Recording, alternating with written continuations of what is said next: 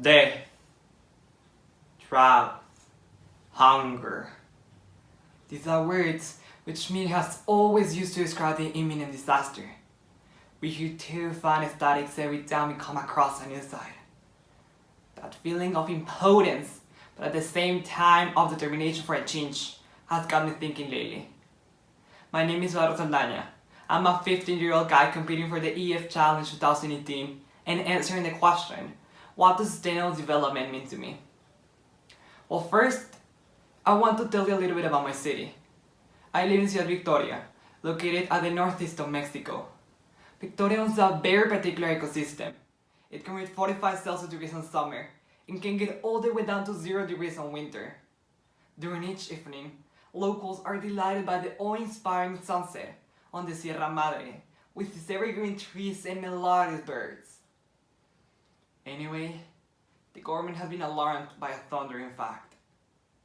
Cities are polluted by tons of toxic gases and they are lacking of water supplies. In mine, there is a fear for an extreme shortage of water by the year 2050. Each summer, desert temperatures are getting higher, and throughout the year, we don't get enough rain.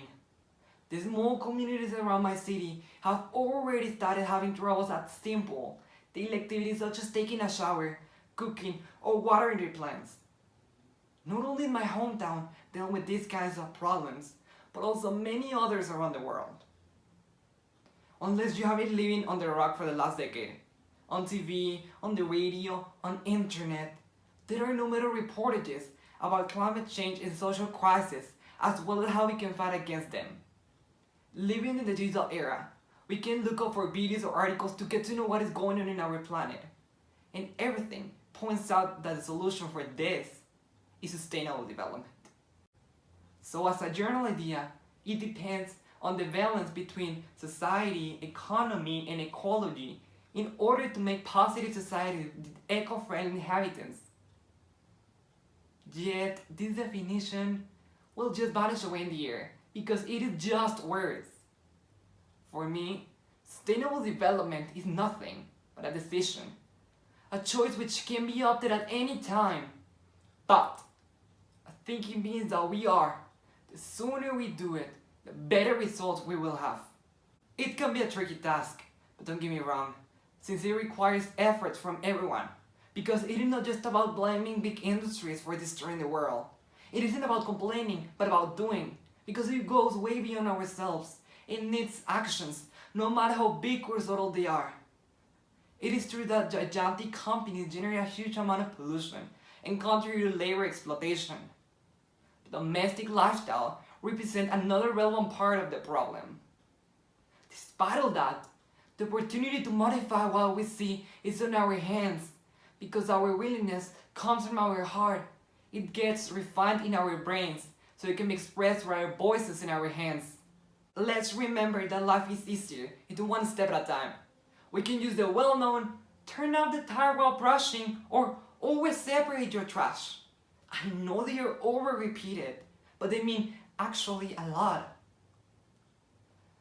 Because a person eager to help the environment has such an important role in this society, where it seems like if plastic was the king. To help sustainable development, we need to ask ourselves whether what we're doing is damaging the world, if what we're buying is recyclable or returnable, if that company has a beneficial impact on society, and so on. But it doesn't stop there. As sustainability appeals to cooperation, there are many ways we can support it. We can go to local markets rather than supermarkets.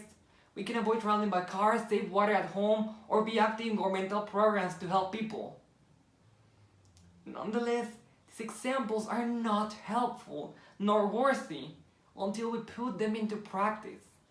And out there, in the real world, braveness must be our signature to defend what matters, to know, to feel, to laugh, to live. I've got one final question. Do you choose life? Thank you for watching.